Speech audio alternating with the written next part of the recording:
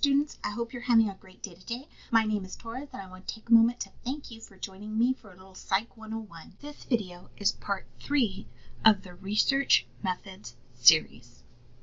In this video, we will learn about designed experiments. This video has 4 overarching ideas. First, psychologists follow the scientific process. Second, scientific research is empirical. It is grounded in objective, tangible evidence that can be observed time and time again, regardless of who is observing. Third, psychologists use several approaches to conduct research. And fourth, each approach has its benefits and drawbacks, depending on the aim of the research. The psychologist will select the appropriate approach. The topic of this video will focus on the vocabulary on this slide. You can find this information in the Google slide presentation and in the Psych 101 Key Vocab Google Doc. Both of these files are linked in the description box below. When studying phenomenon, researchers must make practical and responsible decisions about how to conduct their research and carefully weigh the pros and cons of each decision. When planning the research, they can either conduct an observational study or a designed experiment. If a researcher assigns the individuals in a study to a certain group, intentionally changes the value of the independent variable, and then records the value of the dependent variable for each group, the researcher is conducting a designed experiment. Researchers conduct design experiments when the aim is to analyze the effect of an independent variable, IV, on the dependent variable, DV. In designed experiments, the researcher will purposefully impose a change onto the independent variable and then measure the effect the independent variable had on the dependent variable. In other words, the researcher changes what is naturally occurring on purpose. When done properly, designed experiments can determine a cause and effect relationship. Both observational studies and designed experiments have pros and cons. The pros for a designed experiment are that the researchers have a very high level of control. It allows for cause and effect to be determined, and results can be reproduced by other researchers to verify them. The design experiment also has some drawbacks. Experiments can create artificial situations, so what happens in the lab might not necessarily completely reflect what we see in a natural setting. Designed experiments are also subject to experimental error. Experimental error can happen in the design phase, in the data collection phase, in the statistical testing phase. Also, designed experiments can be much more costly than observational studies. In our class, we will focus on 2 types of designed experiments: true experiments and quasi-experimental studies. True experiments include some level of randomization and a control group. A control group serves as a baseline treatment that can be used to compare to other treatments. So what would happen if no treatment was applied? What we can expect to happen, or a status quo. True experiments can be either blind or double-blind. Blinding refers to non-disclosure of the treatment an experimental unit, or the participant, is receiving. A single blind is when the subject does not know which type of treatment they're receiving, and double blind is when the researcher and the participant does not know what type of treatment the participant is receiving. In order to do a blind study, the researcher might use a placebo, which is just like a sugar tablet, a treatment that looks, tastes, and smells like the experimental medication, but it has no effect. Quasi-experimental studies have the same attributes as a true experiment. However, it does not involve randomization, control groups, or any type of blinding. Let's look at a real-world example. In this example, we're going to be looking at a designed experiment on cholesterol drugs. So it says, a healthy lifestyle is the first defense against high cholesterol, but sometimes diet and exercise aren't enough. You might also need to take cholesterol medications to help. To compare the efficacy of new cholesterol drug lovastatin, a pharmaceutical company conducts an experiment with 46 volunteers. A blood draw is conducted on each volunteer to establish their cholesterol level. The researchers randomly assign participants into 3 groups. One group will only use the portfolio diet, one group will use a low-fat diet and also use lovastatin, and one group will use a low-fat diet and take a placebo. At the end of the trial, another blood draw will be taken to determine if there are any significant changes in cholesterol levels in the participants' blood. In this slide, I've gone ahead and set it up so you can see all the groups side by side. So group 1 has what they call the portfolio diet, and the participants just eat a regular diet, and there was no pill given to the participants. So clearly, the participants and the researchers know that these people are eating a regular diet and they're not getting any pill. So there's no blinding there. In group 2, participants are adhering to a low-fat diet and they are taking lovastatin. So the participants and the researchers know that they're adhering to this low-fat diet, but the participants are given a pill. They don't know that they're taking lovastatin. They just know that they're taking a pill. And the researchers also do not know if they're taking the real lovastatin pill or if they're taking just a blank pill, just a pill that has nothing in it. The last group has the participants on the same low-fat diet as group 2, but instead of taking lovastatin, they're taking a placebo, which is that blank pill. For research who are looking at the 3 groups, they know that group 2 and group 3 are both eating the same things and they're both taking a pill, but they don't know which of the participants have a pill that has the medicine in it and which one of the participants have a pill that has nothing in it or just like powder in it. Okay, so this is a double blind study to the pill type between groups 2 and 3. Group 1 is going to be the control group. So basically, if you just eat a regular diet and you don't take any medication, what would happen? In this way, they are able to isolate what is causing cholesterol in the blood to change if there are changes at the end. So what makes it a designed experiment? In this one, the participants were randomized into groups. The independent variable was the medication. It was also the diet, but we're going to leave the diet out of it right now. So we're going to focus just on the medication because that's what the pharmaceutical company wanted to look at. So the independent variable was if the participant was taking the medication or not.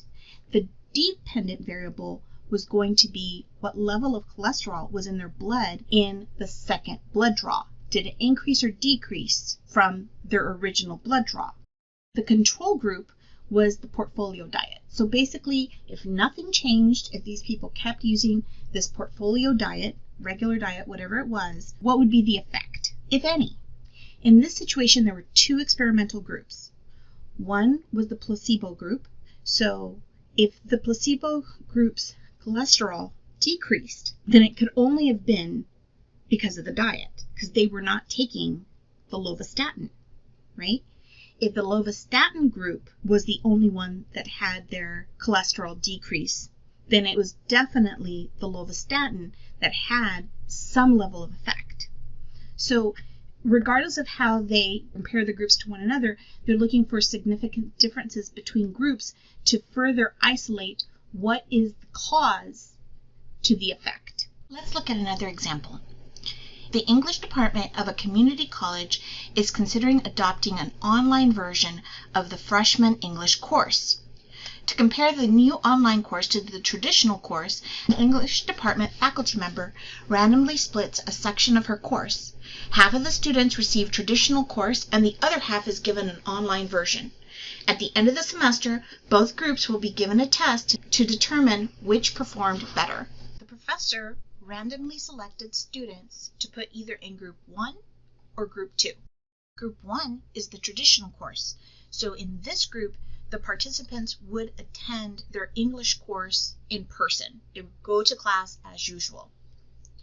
In group 2, those randomly selected students would participate in an online version of the same course. By analyzing this designed experiment, we can break it down into the various components that qualify the study as a designed experiment. First, the professor randomly assigned students to each group. What they cared to study was, would there be a difference in the online study as compared to the traditional course, right? Is there going to be a difference between the two? So the independent variable was the course modality. The dependent variable would ultimately be how well the students performed in each of the sections. So course modality group 1, they go to school in person, they take the test at the end of the semester, you look at the scores.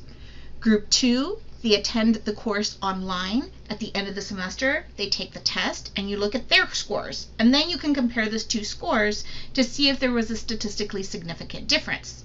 So independent variable, course modality, dependent variable, course performance level, their scores on the test.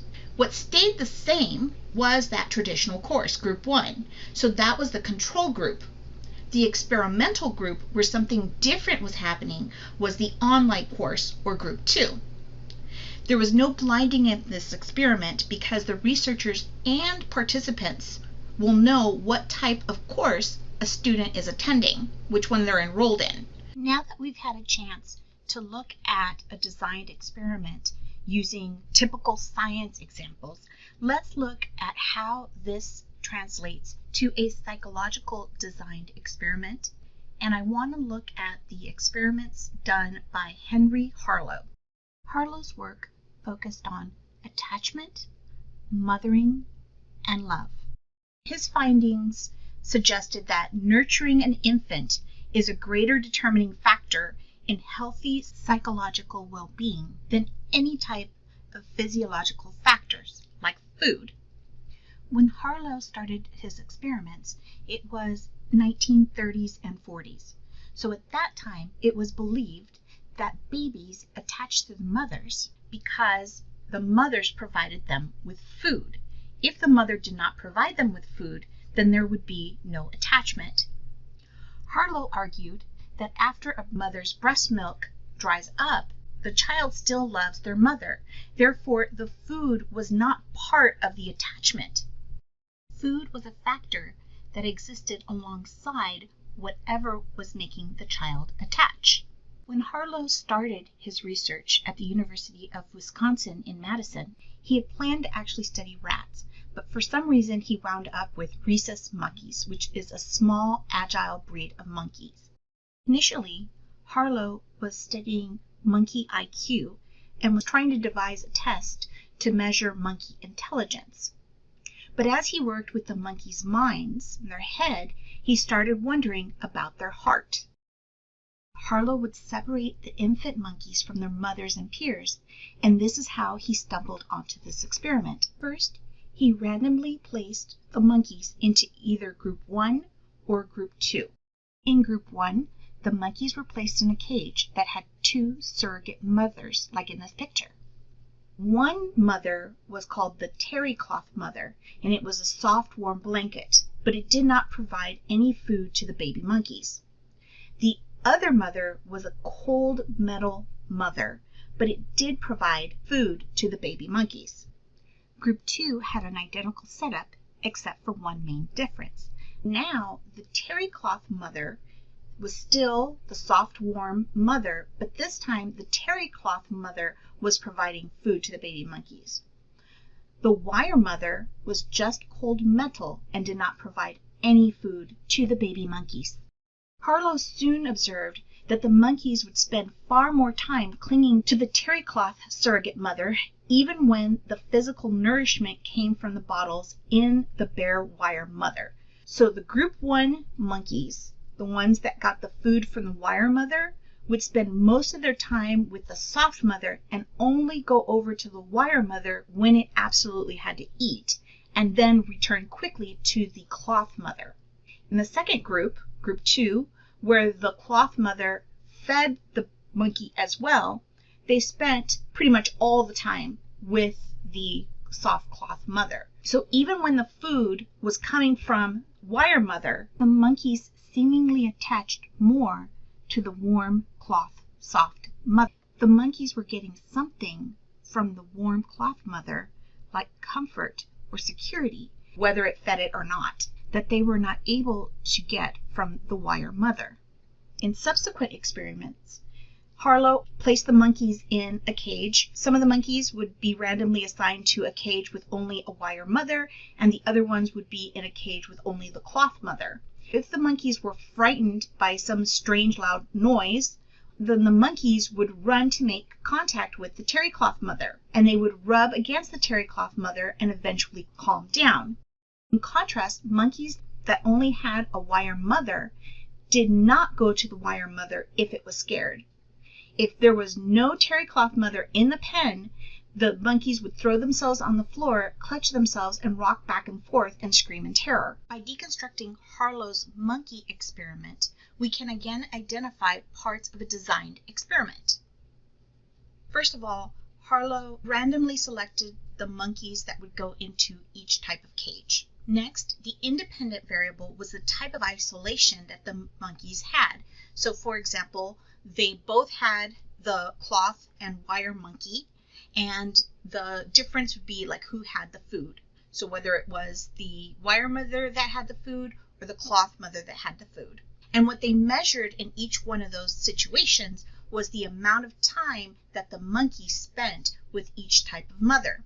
In this case, a control group would be the monkeys that were never separated from their mothers.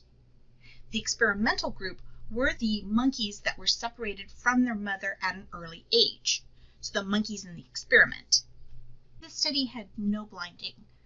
Obviously, the monkeys don't need to be blind to the study, but Harlow and his team knew which monkeys were in which cages. So blinding would have been an unnecessary step in many ways. Harlow eventually concluded that the emotional and behavioral development of infant monkeys are impacted by the nurturing they receive during an early stage of life. Clearly, because Harlow used monkeys, it's difficult to generalize these findings and conclusions to humans, but still he thought that this might be a phenomenon in human development as well. If you're like me, your heart probably breaks for these poor little monkeys. There are some serious ethical issues in this study, and we will discuss this when we look into ethics in psychology. So the examples I've provided thus far are true experiments. They have the randomization component, they have a control group, sometimes they have blinding, sometimes they don't, but they're still true experiments. Now we're going to look at quasi-experimental studies.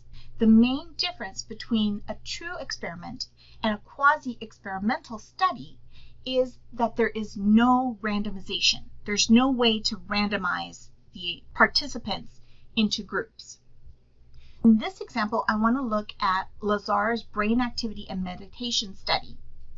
The focus of this research was to establish if meditation can possibly change the neuroplasticity of the brain, meaning the brain's ability to modify, change, or adapt in response to experiences. When designing the study, LAZAR decided to create two equal-sized groups. In one group, he would have 20 meditation experts. In other words, all the participants were Western meditation practitioners that have meditated daily for several years. In the other group, he had 20 non-practitioners. So these were people that did not meditate at all.